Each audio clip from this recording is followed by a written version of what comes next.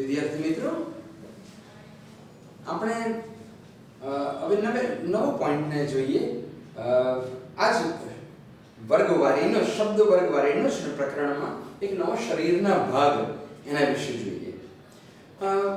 મૂળતઃ દરેકે દરેક વસ્તુ, શરીરના ભાગ, પ્રાણી, પક્ષી, કુદરતી તત્વો, મનુષ્યો, આ બધાનું એક નામ છે, ચોક્કસ નામ છે. એ નામ ને આપણે ઓળખીએ અને એની પ્રક્રિયા એ પણ આપણે એનાથી અવગત અવશ્ય હોવા જોઈએ. તો શરીરના ભાગના બે આપણે મૂળતઃ ભાગ પાડીએ કે આંતરિક ઇન્ટરનલ અને બાહ્ય એટલે એક્સટર્નલ, જે બહારથી દેખાય છે તે મસ્તિષ્ક, ધડ, હાથ, પગ, નાક, કાન, ગળું, આ બધા જે બહારથી દેખાય છે, આંખ, આ શરીરના ભાગના બધા થયા.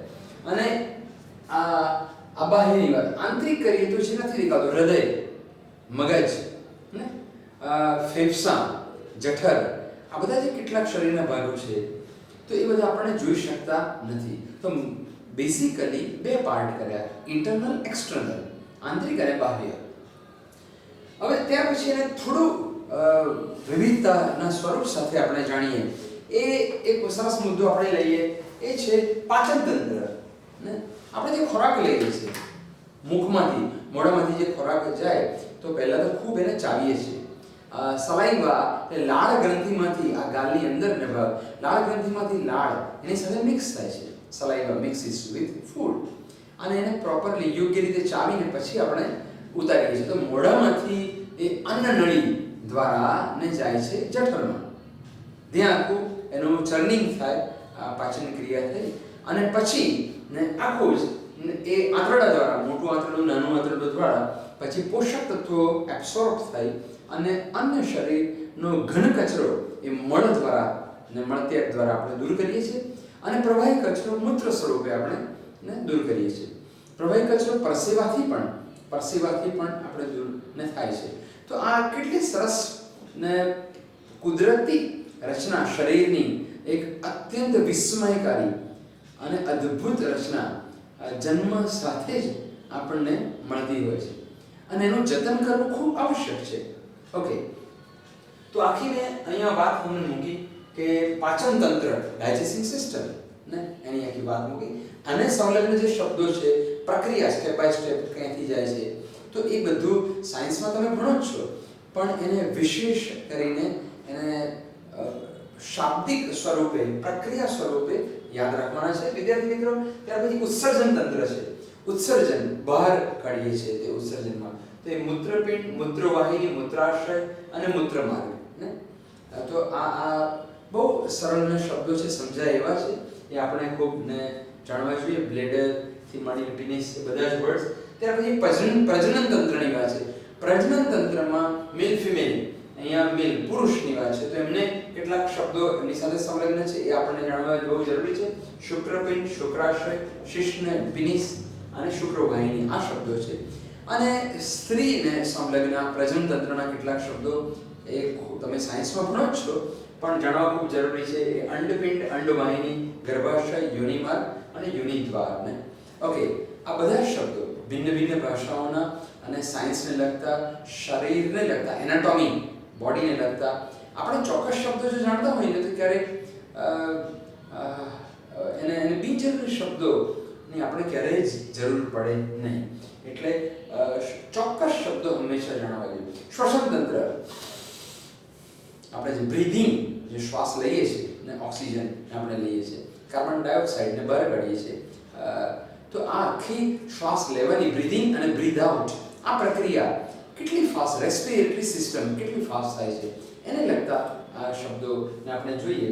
તો નાસિકા, આ નાસિકા દ્વારા આપણે શ્વાસ લઈએ છીએ ને આખો અંદર જાય છે, નોસ્ટ્રિલ્સ ઇંગ્લિશમાં કે નાસિકા દ્વારા, અને પછી આ છિદ્ર દ્વારા જાય છે અને શ્વાસ નળી દ્વારા, રાઈટ, વિન્ડ પાઇપ, શ્વાસ નળી દ્વારા જાય છે અને ફેફસામાં જાય છે, લંગ્સ, ફેફસા. આ શબ્દથી તમે અત્યારે ખૂબ જ પરિચિત છો અને સવિશેષ કાળજીને રાખવામાં આવે છે. ઓકે, તો આ કેટલાક શબ્દો આપણે શરીરની રચના વિશે, શરીર વિશે ને એના આંતરિક અને બાહ્ય ભાગ વિશે સમજ્યા અને જાણ્યા. વિદ્યાર્થી મિત્રો, હવે એનો એક ઉદાહરણ એનું આપણે સમજી લઈએ બહુ ઝડપથી. એ 4 શબ્દો આપેલા છે, 4માંથી કયો એને સંલગ્ન નથી? એક છે અન્નનળી, જઠર, આંતરડું અને મૂત્રમાર્ગ. હવે આ જે કેટેગરી ઉપર બતાવેલી છે કેટેગરી કે પાચન તંત્ર, ઉત્સર્જન તંત્ર, પ્રજનન તંત્ર, તો એ કેટેગરીને લગતા કયા શબ્દો ક્યાં આવે એ જાણવું ખૂબ જરૂરી છે. એક બહુ સરળમાં સરળ પ્રશ્ન તમને આનાથી પૂછું કે આંખ, નાક, કાન અને હૃદય, તો એક સરળ મેં આખું જે મસ્તિષ્ક છે, માથું, એને લગતા 3 શબ્દો કયા, અને હૃદય એ અહીંયા નીચે ધડમાં આવેલું છે એ લગીને કહ્યું. તો આ રીતે પણ એને એના સ્થાનને અનુલક્ષીને પણ ને શબ્દો ને આવે તો અલગ પડતું હૃદય છે. એ રીતે આપણે એની કેટેગરી પ્રમાણે પાચન તંત્રને લગતા કેટલા છે, ઉત્સર્જન તંત્ર તથા પ્રજનન તંત્રને લગતા કયા શબ્દો છે એના વિશે અભ્યાસ કર્યા પછી આ 4માંથી કયો શબ્દ ભિન્ન છે, રાઈટ, 3થી અલગ પડે છે. 3 ઓકે. તો તમે જો અન્નનળી એ પાચનમાં પ્રક્રિયામાં મતલબ જઠર અને આંતરડું, આ ત્રણે પહેલા ABC ત્રણે ઓપ્શન વિકલ્પના શબ્દો પાચન માટે ને એ પ્રક્રિયાને સંલગ્ન શબ્દો છે. જ્યારે મૂત્રમાર્ગ એને પાચનની સાથે ક્યાં નિસ્બત નથી, એટલે આપણો અલગ પડતો શબ્દ થયો કે ડી મૂત્રમાર્ગ, એ આપણો જવાબ થયો. આનાથી સમજાય છે. હવે તમે કોઈ પણ શબ્દો લઈને આવી રીતે કરી શકો. ઓકે વિદ્યાર્થી મિત્રો, સમજાયું હશે. હવે બીજો બહુ જ મહત્વનો પોઈન્ટ આપણે લઈએ છીએ કે દરેક સાહિત્ય, સંગીત અને કલાના ઉત્કૃષ્ટ વારસો ભારત દેશ એ સમગ્ર વિશ્વને આપ્યો છે, આદિ પરંપરાથી લઈને. તો આમાં ગાયન અને વાદન, એમાં સાધનોની પણ વાત આવે. તો સાધનો, મ્યુઝિકલ ઇન્સ્ટ્રુમેન્ટ્સ, તો સંગીતના વાદ્યો, તો વાદ્યો જે વગાડી શકાય છે તેવા, તો એની કેટેગરી અહીંયા બતાવેલી છે. તંતુવાદ્ય, એ તંતુવાદ્ય માત્ર તારથી થાય, તાર. તો તમે જસ્ટ કલ્પના કરો, જુઓ, વિચારો કે કયા કયા સંગીતના સાધનોની વાત છે અહીંયા સંગીત વાદ્યોમાં. તો કયા સાધનોમાં તાર આવે છે? તાર, તાર, વાયર ને પાતળો તાર આવે છે. તો એક તો સિતાર, ગિટાર, તંબુરો આમાં પણ થાય, વાયોલિન, પિયાનો, ઓકે, સંતૂર, આ બધામાં આ કોઈ પ્રશ્ન નથી આ સમજવા માટે.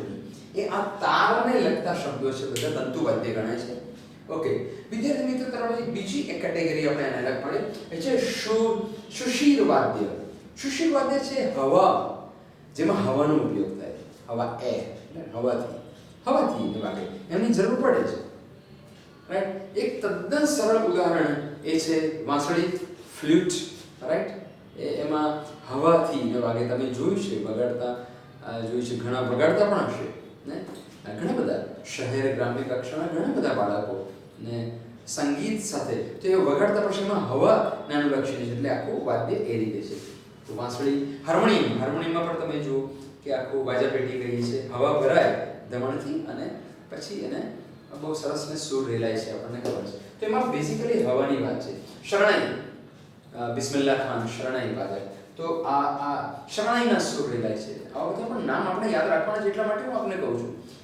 વાંસળીમાં પંડિત હરિપ્રસાદ ચોરસિયા અદ્વિતીય લેજેન્ડરી ના આર્ટિસ્ટ ભારત દેશના આજે પણ છે અને અદ્ભુત આવા દરેકે દરેક વાદ્યની સાથે સંલગ્ન જે મહાન વાદ્યકારો થઈ ગયા ને છે યાર, એમના પણ નામ રાખવા જરૂરી છે, કારણ કે એમાં પૂછાઈ શકે આ રીતના પ્રશ્નો. ઓકે, ત્યાર પછી શરણાઈની વાત કરીએ. ટ્રમ્પેટ મ્યુઝિક બેન્ડ તમે જોઈ હોય, લગ્નનો જે વરઘોડો જતો એના શરૂઆતમાં આગળ ટ્રમ્પેટ એક નાનું વાદ્ય છે, વાગે છે. બ્યુગલ પણ ને વાગે છે. બ્યુગલ એ આખું તમે આ રીતનો રાજા મહારાજાના સમયની અંદર આખું બ્યુગલ આખું વળાંક વાળું હતું, બે બાજુ બે કિલ્લાની બાજુમાં ઉભા રહીને બ્યુગલ વગાડતા ને. અને બ્યુગલ આજે પણ નાનું બ્યુગલ પણ આપણે જોઈએ છીએ. સેક્સોફોન આખો ઇન્સ્ટ્રુમેન્ટ આ રીતે છે, આખું આગળથી વળાંક વાળું સેક્સોફોન. તમે આ બધું જોજો. આ બધા શબ્દોથી માહિતગાર થવાનું સાથે જનરલ નોલેજ તો વધે જ છે.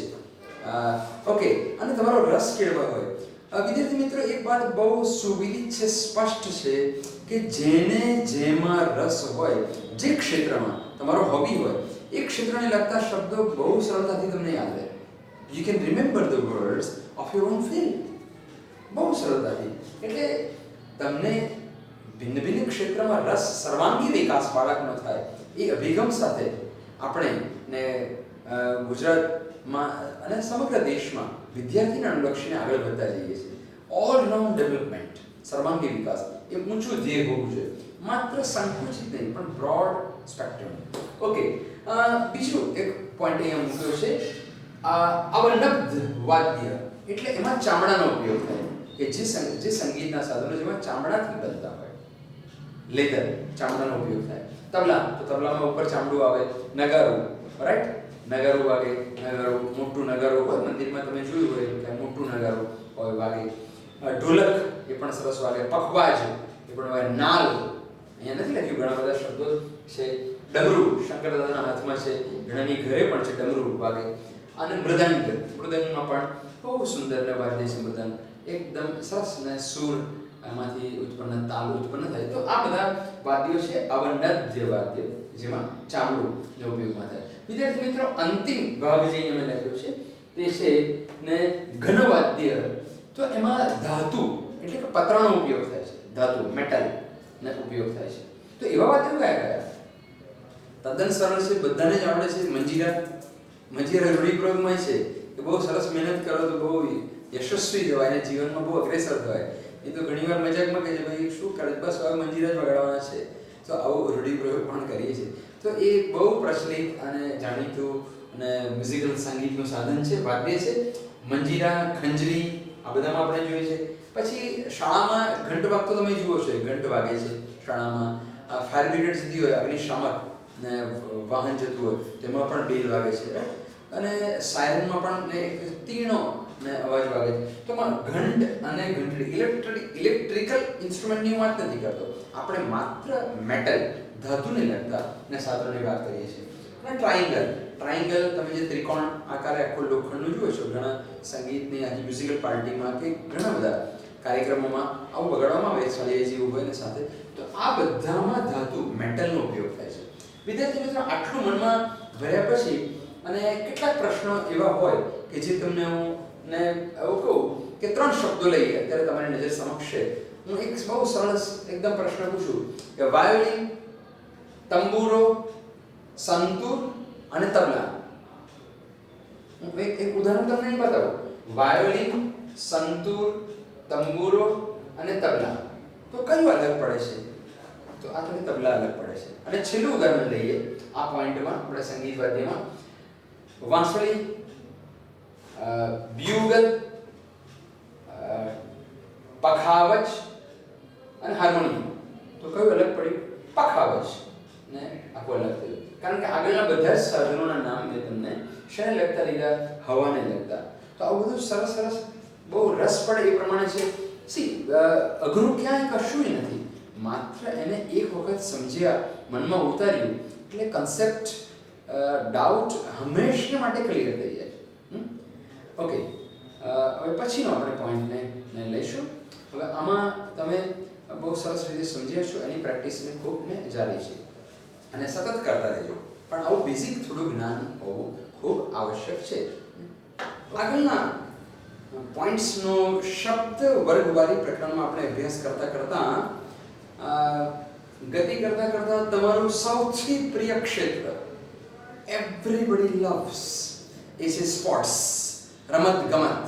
ઓકે, એમાં આપણે પ્રવેશ કરીએ છીએ. એના લગતા કેટલા બધા શબ્દો, રાઈટ, ઓફકોર્સ ટર્મિનોલોજી, ગ્લોસરી, દરેક ક્ષેત્રને લગતા એને સંલગ્ન ઘણા બધા શબ્દો મનમાં રસપૂર્વક, ઉત્સાહપૂર્વક ને યાદ રાખતા જઈએ. ઓટોમેટિક યાદ રહે, ઓટોમેટિક. કોઈ આનો ગંભીરતાપૂર્વક પ્રયાસ કરવાની જરૂર નથી. તમે એમાં ઇન્વોલ્વ થાઓ એટલે 100% તમને યાદ રહી જાય છે. એમ ક્રિકેટનું કેવું યાદ રહી જાય છે, બરાબર છે? એવી રીતે તો રમતગમતનું ક્ષેત્ર છે, એના મુખ્યત્વે બે ભાગ પાડીએ આપણે. એક છે ઇન્ડોર ગેમ્સ અને બીજી આઉટડોર ગેમ્સ. ઇન્ડોર ગેમ્સમાં કઈ રમત કહેશો? Indoor, door, DOOR, door, indoor games. અંદર રમાય એવી આખી રમત, મેદાની નહીં પણ. તો કઈ? ટેબલ ટેનિસ, કેરમ, ચેસ આ બધી તમે કહેશો, રાઈટ. બેડમિન્ટન, ફૂલ રેકેટ નહીં, બેડમિન્ટન. બેડમિન્ટન રમાય જગ્યાને કોર્ટ કહેવાય. તો એ પણ ઇન્ડોર છે, ભલે આપણે સોસાયટીમાં બહાર રમતા હોઈએ, રાઈટ. તો આ બધી રમતની વાત છે. આઉટડોર ગેમ્સ તો ક્રિકેટ, વોલીબોલ, ફૂટબોલ, આ બધી એથ્લેટિક ગેમ્સ છે. જેટલી એથ્લેટિક ગેમ્સ છે, ઓલિમ્પિકમાં જુઓ છો, એશિયાડમાં જોઈએ છે, નેશનલ સ્પોર્ટ્સમાં જોઈએ છે, સ્ટેટ ડિસ્ટ્રિક્ટ લેવલ પર આપણે જોઈએ છે અને એમાં ભાગ લઈએ છીએ. આપનામાંના ઘણા જ બધા વિદ્યાર્થી મિત્રો આમાં ઉત્સાહપૂર્વક ભાગ લેતા હશે. રાઈટ, હમ ભી કિસી સે કમ નહીં, ઘણા ઉત્સાહ સાથે. તો એ બધી આઉટડોર ગેમ્સ છે. અચ્છા, હવે એને 3 કેટેગરીમાં આપણે થોડુંક એક નવું વિભાજન કરીએ. એ છે નાના બોલથી રમાય એવી રમતો. ચાલો મારી સાથે સાથે ગેસ કરો અને કહો કે નાના બોલનો ઉપયોગ થાય, અ સ્મોલ બોલ. તો એવી કઈ રમતો છે કે જેમાં સ્મોલ બોલ, નાના બોલનો ઉપયોગ થાય?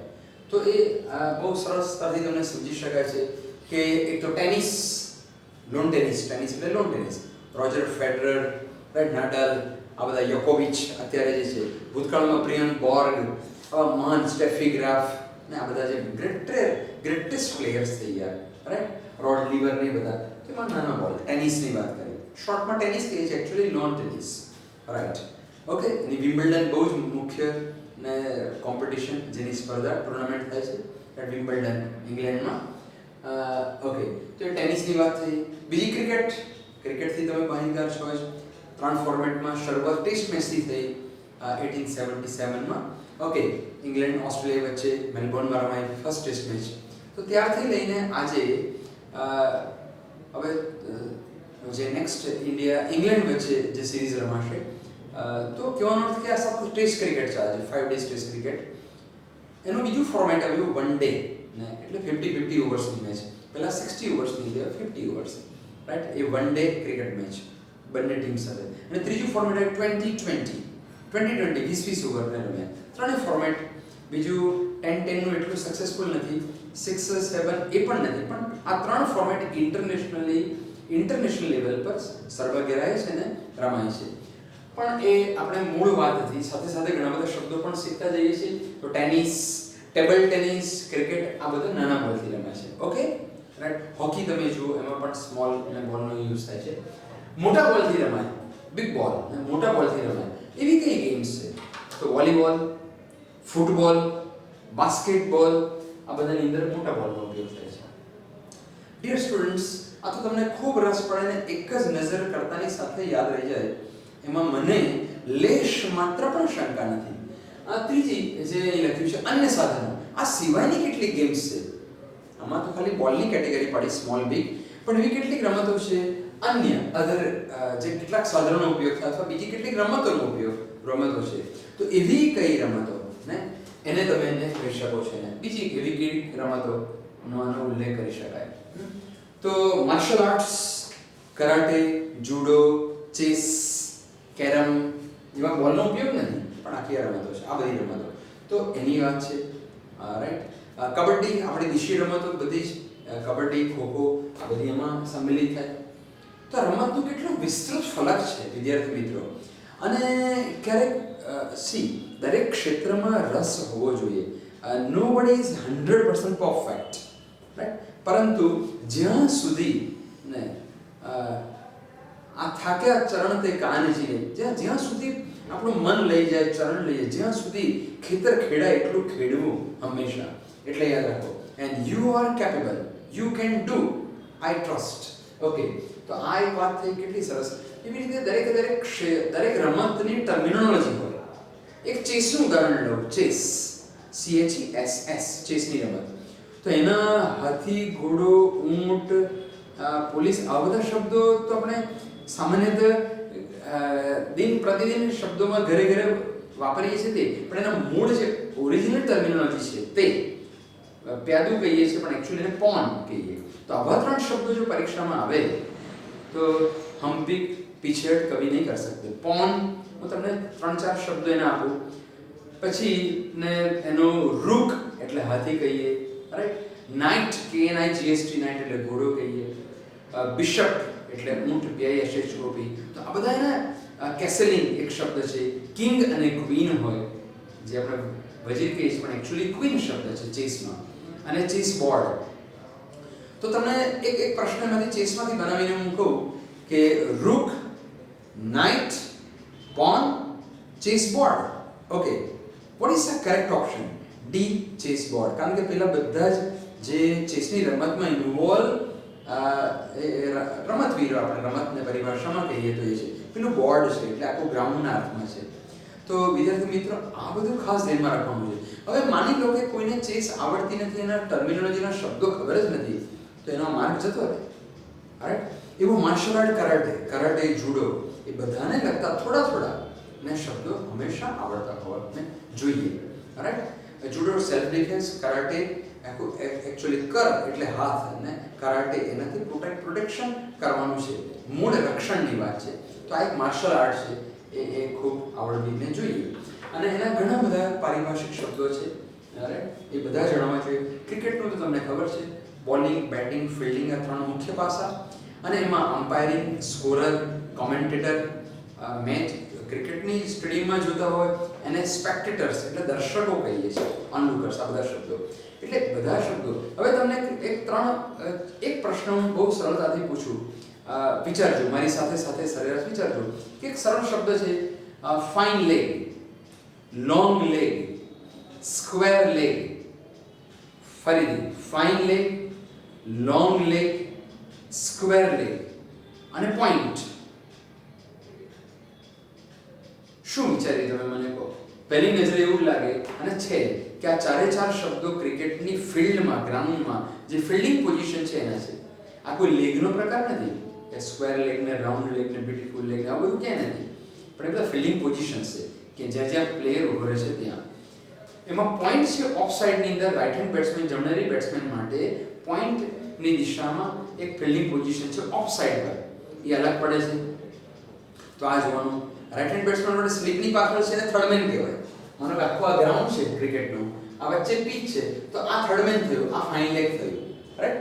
તો આ બધા શબ્દો ખૂબ સરળતાથી સમજાવવા જરૂરી છે, આવડવા જોઈએ દરેક ક્ષેત્રના. દરેક ટેનિસ જુઓ તમે, ટેનિસ તો ટેનિસને લગતા. અચ્છા, એવું બને કે ત્રણ ટેનિસના પ્લેયરના નામ આપ્યું હોય અને ક્રિકેટનું નામ આપ્યું હોય, ત્રણ ફૂટબોલ પ્લેયર્સનું નામ આપ્યું હોય અને બેડમિન્ટન પ્લેયરનું નામ આપ્યું હોય, અને દરેક વિદ્યાર્થી મિત્રો દરેક રમતના દરેક ક્ષેત્રના મહારથીઓ, અદ્વિતીય સિદ્ધિ પ્રાપ્ત કરેલા ઇન્ટરનેશનલ, નેશનલ, સ્ટેટ લેવલના પ્લેયર્સના નામ, રમતવીરોના નામ આપણે યાદ રાખવાના જ છે.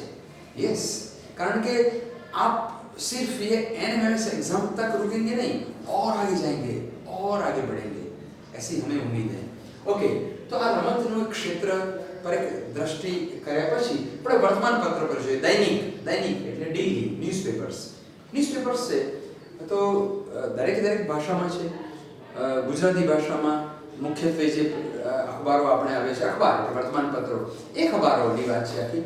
એ અખબાર વિશે આપણે વાંચીએ છીએ, જોઈએ છીએ. બીજું, ભાષા બદલાય. The times of India English newspaper થયું. એવી રીતે એક અખબાર ભિન્ન ભાષામાં પણ આવે છે. રાઈટ? ગુજરાત સમાચાર, સંદેશ, લોકસત્તા ને આ બધા ને ગુજરાતી છે, દિવ્ય ભાસ્કર, બધા ગુજરાતી. તો આવા તમને ભાષા વર્તમાન પત્ર હોય, 3 વર્તમાન પત્ર હોય અને એક સામાયિક મૂકી દીધું હોય. સામાયિક એટલે મેગેઝિન મૂક્યું હોય, તો આવું બની શકે. હું તમને એક બહુ સરસ, પણ આનું નામ ખબર હોવી જોઈએ. હું તમને કહું, માનો કે સંદેશ, Divya Bhaskar, the times of India, અને ચોથું એક નામ તમને કહ્યું ક્રિકેટ સમ્રાટ. હવે તમને ક્રિકેટ સમ્રાટ એ ખબર જ નથી, તમને સમ્રાટ એટલે રાજા એટલું જ ખબર છે, તો અહીંયા માર્ક ગુમાવવાનો વારો આવી શકે. વિદ્યાર્થી મિત્રો, આ ત્રણે મેં વર્તમાન પત્રો, અખબારની વાત કરી, અને ક્રિકેટ સમ્રાટ એ સામાયિક છે, મેગેઝિન. એ મંથલી છે, દર મહિને પબ્લિશ થતું એક મેગેઝિન છે. તો આ થયું ક્રિકેટને લગતું એવરી મંથ. ઓકે, તો આ એક વાત થઈ. સામાયિકની સાથે સાપ્તાહિક એટલે વીકલી હોય, પાક્ષિક એટલે ફોર્ટનાઇટ 15 દિવસે પ્રગટ થતું હોય, એવા ઘણા બધા છે. માસિક મહિને પ્રગટ થતું હોય. ગુજરાત સરકારનું ગુજરાત નામનું મેગેઝિન એ આપણું માસિક છે. વાર્ષિક એ વાર્ષિક અંક આવતો હોય, વાર્ષિક અંક. રાઈટ? વાર્ષિક અંક એટલે એન્યુઅલ, જે દિવાળી અંક બધા પબ્લિશ થતા હોય એ બધા હોય. અઠવાડિક હોય, સાપ્તાહિક, અઠવાડિક એ ચિત્રલેખા અઠવાડિક એક સામાયિક છે. રાઈટ? તો આવા ઘણા બધા ને અન્ય ભાષાઓના, ઇંગ્લિશમાં પણ ચિલ્ડ્રન્સ વર્લ્ડ એ આખું મેગેઝિન મંથલી થયું, મહિને અને પબ્લિશ થાય છે. માસિક છે, એ આખું મહિને પબ્લિશ થાય છે. કવિતા, કવિલોક કેટલાક ક્વાર્ટરલી 4 મહિને પબ્લિશ થતા હોય. અન્ય ભાષાઓમાં સંશોધન લેખ પ્રમાણે. એટલે આ માસિક વિશે પણ જાણકારી વિદ્યાર્થી મિત્રો અવશ્ય રાખજો. છેલ્લા કેટલાક પોઈન્ટની જરા નજર કરી લઈએ આ પ્રકરણને, કે પ્રકૃતિના તત્વો છે. પ્રકૃતિના તત્વો એ કેવા છે? તો સૂર્ય, ચંદ્ર, તારા, આ બધા પ્રકૃતિ, પૃથ્વી, આ સમગ્ર આખું બ્રહ્માંડ, આ બધા પ્રકૃતિગત તત્વો છે. એને ઓળખવા ખૂબ જરૂરી છે. 3 મૂકી દીધા હોય આવા પ્રકૃતિ તત્વોને, એક બીજું અન્ય ઉદાહરણ આપ્યું હોય તો એ તમારે તરત આમ ત્વરિત ગતિ શોધી નાખવાનું છે. નેતાઓ, ભૂતકાળના નેતાઓ, અત્યારના નેતાઓ, ભારત દેશના રાજ્ય કક્ષાના નેતાઓ, બીજા દેશના નેતાઓ અને મહાન નેતાઓ થઈ ગયા. આ બધાને પણ આપણે ધ્યાનમાં રાખવાના છે, આવડવા જોઈએ. અહીંયા જેટલા મુદ્દા લખીએ એટલા ઓછા છે. મેં થોડા ઘણા મુદ્દા લખ્યા છે. અબ્રાહમ લિંકન અમેરિકાના, બરાબર છે. કાર્લ માર્ક્સ રશિયા, દાસ કેપિટલ પુસ્તક લખ્યું તે. આ બધું ખૂબ જરૂરી છે, જાણવું ખૂબ જરૂરી છે. અને એવી રીતે લેખકો, કવિઓની પણ આમાં મુદ્દો લઈ શકાય કે મહાન લેખકો, ગુજરાતી ભાષાના કવિઓ, ભિન્ન ભાષાઓના, અને ભિન્ન દેશના હોય તો આ બધું જ્ઞાન ખૂબ જરૂરી. ક્રાંતિવીરો, દેશને આઝાદી અપાવવામાં હજારો જાણ્યા અજાણ્યા महान वीर सपूत इस भारत माता के लाल ने अपने प्राण न्यौछावर किए. तो एमना नामની વાત હોય, 3 નામ આપેલા હોય અને ચોથું બીજું અન્ય નામ હોય, આ શોધી નાખવાનું છે. વૈજ્ઞાનિકો, ઘણા બધા વૈજ્ઞાનિકોની આખી વાત છે. જગદીશચંદ્ર બોઝ થી લઈને મેન્ડલ, આર્કિમિડીઝ, આઇઝેક ન્યૂટન, રાઈટ, થી મળીને ઘણા બધા વૈજ્ઞાનિકો ને આપણે જાણતા હોવા જોઈએ. ભૌગોલિક શાસ્ત્ર, ઇતિહાસકારો, આ બધાથી પણ માહિતી સભર ભણવાનું છે. ક્રિકેટર્સ, એની આપણે ચર્ચા કરી. તમને ઘણા બધા ક્રિકેટર્સનું નામ આવડે છે, રાઈટ. ડોન બ્રેડમેન ઓસ્ટ્રેલિયાથી લઈને ભારતના મહાન સુનિલ ગવાસ્કર, સચિન તેંડુલકરથી લઈ વેસ્ટ ઇન્ડિઝના ગેરી સોબર્સ, ક્લાઇવ લોઇડ, ઇંગ્લેન્ડના લેન હટન થી લઈને દરેક પાકિસ્તાનને ઝહીર અબ્બાસ, હનીફ મોહમ્મદ, આ બધા મહાન ક્રિકેટરો. વેસ્ટ ઇન્ડિઝના બ્રિયન લારા, રાઈટ, ગેરી સોબર્સનું મેં નામ લીધું, અને શ્રીલંકાના રણતુંગાથી માંડીને જયસૂર્યા, ઘણા બધા, દરેક ન્યુઝીલેન્ડ, રિચર્ડ હેડલી. તો આ બધા જ ક્રિકેટર્સ, બેટ્સમેન, બોલર, ફિલ્ડર્સ, કેપ્ટન્સ, આ બધાના નામ આપણને જનરલ નોલેજ. તમે વિચાર કરો કેટલું બધું વિદ્યાર્થી મિત્રો એનો સંચાર થતો જાય ધીરે. સ્વાદ, ભિન્ન સ્વાદ, કડવો, તુરો, ગળ્યો, મીઠો, ખાટો, આ બધા જે સ્વાદ છે, આ યાદ રાખો. 3 શબ્દો સ્વાદના હોય, એક બીજો અન્ય શબ્દ હોય, આટલું જ થવાનું છે, ઓર કુછ નહીં. પહેલી નજરે કેટલું સરળ લાગે શીખ્યા પછી, પરંતુ પ્રેક્ટિસ ને ખૂબ જરૂરી છે. ખનિજ, મિનરલ્સ, એ ઘણા બધા જાણવા જરૂરી છે. અલગ પ્રકારના ખનિજ, મેંગેનીઝ, શિવરાજપુરથી માંડીને ને ઘણા જ બધા, આબ્રક ને લોખંડ, સોના, આ બધાના. ત્યાર પછી ગાણિતિક ચિહ્નો, રાઈટ, ગણિતના ચિહ્નો હોય, પેલા રેખાખંડ હોય. મેં આગળના પ્રકરણમાં પણ બતાવ્યું છે કે રેખા હોય બંને બાજુ એંગલ સાથે, રેખાખંડ તેમાં સીમિત હોય, માત્ર લાઈન, બરાબર છે. તો આવા ગાણિતિક ચિહ્નો હોય. આ આખી રેખા થઈ, આ રેખાખંડ થયો, આ કિરણ થયો, આ બિંદુ થયું, તો આવા બધા, આ વર્તુળ થયું, આ ત્રિકોણ થયો. તો આવા બધા આપણે ગાણિતિક ચિહ્નો પણ આવડવા જોઈએ. ત્યાર પછી એથ્લેટ્સની વાત છે. એથ્લેટ્સ એટલે રમતવીરો, એથ્લેટિક ગેમ્સ, મેદાની રમતો છે. એમાં ગોળા ફેંક, ચક્ર ફેંક, ભાલા ફેંક, રાઈટ, સ્પ્રિન્ટ કે શોર્ટ ડિસ્ટન્સ રનિંગ છે, રાઈટ, લાંબી કૂદ, ઊંચી કૂદ, આ બધા એથ્લેટિક ગેમ્સ ખૂબ ગમે. ઓલિમ્પિક ને એશિયાડમાં આપણે જોઈએ જ છીએ. અને ઘણા બધા તમારામાંના એક્ટિવ હશે. તીરંદાજીમાં પણ આપણા ગુજરાતના ઘણા બધા, છોટાઉદેપુરથી માંડીને કેટલા બધા તીરંદાજો ખૂબ જબરદસ્ત છે. વડોદરામાં પણ ભાલા ફેંકની અંદર રશિયાનું આખું નામ હતું. તો બીજો એક બહુ સરસ મુદ્દો છે, વ્યવસાયકારો, પ્રોફેશનલ પર્સન્સ. કડીઓ, સોની, લોહાર, મોચીથી માંડીને બધા અલગ જે ભિન્ન ક્ષેત્રના વ્યવસાય કરનારા લોકો છે. શિક્ષક, અધ્યાપક થી માંડીને ડોક્ટરથી માંડીને કોઈ પણ કેશકર્તા અને કલાકાર, એટલે બરાબર આપણે કહીએ છીએ. તો આ બધા જે શબ્દો છે, રાઈટ, તો એ બધા આવડવા જોઈએ. ત્યાર પછી નૃત્ય, અલગ નૃત્ય, કુચીપુડી, મણિપુરી, રાઈટ, ભરતનાટ્યમ, ગરબા, આ બધા ભિન્ન રાજ્યના જે નૃત્ય છે એના વિશેની પણ માહિતી હોવી જોઈએ. વિદ્યાર્થી મિત્રો, જેટલા આપણે લખીએ એટલા ને ઓછા છે એક ક્ષેત્રમાં. આવું થોડીક માહિતી મેળવ્યા પછી, રાઈટ, હવે આપણે એક 4-5 ઉદાહરણોનો અભ્યાસ કરી લઈએ, જેથી તમે કેટલું શીખ્યા, કેટલું સમજ્યા, કેટલું ચિંતન કર્યું અને કેટલો આત્મવિશ્વાસ તમારામાં છલકાયો એનું યોગ્ય માપદંડ આપણે જાણી લઈએ. આ 5 પ્રશ્નો 6 પ્રશ્નોનો અભ્યાસ કરીએ. પ્રશ્ન આને આધારે આગળ જે મુદ્દાઓ શીખ્યા બધાને શબ્દ વર્ગવારીને અનુલક્ષીને આપણે જોઈએ તો નંબર 1 માં છે વકીલ, દુકાનદાર, ફેરીઓ અને મેદાન. વિદ્યાર્થી મિત્રો, આપણે શોધી કાઢીએ કે વકીલ, દુકાનદાર અને ફેરીઓ ત્રણે વ્યવસાયકારો છે. આપણે જાણીએ છીએ એમાં માત્ર મેદાન શબ્દ છે એ મેદાન આખું અલગ છે, એનાથી અલગ પડે છે. એટલે એ અલગ પડતો શબ્દ ડિફરન્ટ ફ્રોમ અધર્સ એ શોધવાનું છે. એટલે આ મેદાન એકદમ સરળતાથી જોઈ લીધું. ડિયર સ્ટુડન્ટ્સ, બીજું ઉદાહરણ લઈએ આપણે. જે આપણા 4 વેદ છે, ઋગ્વેદ, યજુર્વેદ, સામવેદ અને ચોથો અથર્વવેદ. આ 4 મહાનતમ રામાયણ મહાભારત પહેલા સર્જાયેલા 4 વેદ છે. વિશ્વનો સૌ પ્રથમ ગ્રંથ, ઉત્તમ ગ્રંથ એ છે ઋગ્વેદ. એ ઋગ્વેદ છે. તો હવે આ જે 3 વેદના આપે છે, ઋગ્વેદ, યજુર્વેદ, સામવેદ આપેલું છે. હવે આયુર્વેદ એ આખી વિદ્યા છે, આખું ક્ષેત્ર અલગ છે. આયુર્વેદ કોઈ ગ્રંથ નથી, એટલે આપણો જવાબ થયો આયુર્વેદ. ઓકે. ત્રીજું કાર, ટેક્સી, ટ્રક અને સાયકલ. બહુ સરળતાથી સમજાય છે, મારે ક્યાંય કશું તમને કહેવાની જરૂર નથી. આ બધા ને વ્હીકલ્સ, પેટ્રોલ, ડીઝલ ને વ્હીકલ્સ છે. માં સાયકલ આપણી 2 પૈડાની, આ 4 પૈડાના છે. આ સાયકલ 2 પૈડાની. આ બધા એંગલથી શોધી નાખવાનું છે, એટલે આપણો જવાબ થયો સાયકલ. ત્યાર પછીનું ઉદાહરણ છે સાકર, ગોળ, જીરું અને ખાંડ. તો એમાં એકદમ સરળ ને પ્રશ્ન આપ્યો છે. તો હવે આમાં થોડુંક સમજવાનું એવું જરૂરી છે કે શેરડી હોય, શેરડીના આપણા સાઉથ ગુજરાતમાં ઘણા બધા છે. તો સાકર, ગોળ, ખાંડ આ બધું શેરડીના રસમાંથી બને છે. કેટલાકને માહિતી હશે, નેટ ઉપર જોયું હશે, કોઈક શેરડીના રસમાંથી આ બધી પ્રોસેસિંગ થઈ અને આખું બનતું હોય જે રીતે પ્રક્રિયા થઈને, તો એ તમે એનાથી માહિતગાર છો, જોયું હશે પ્રત્યક્ષ, કે આ મુલાકાત લીધી હશે.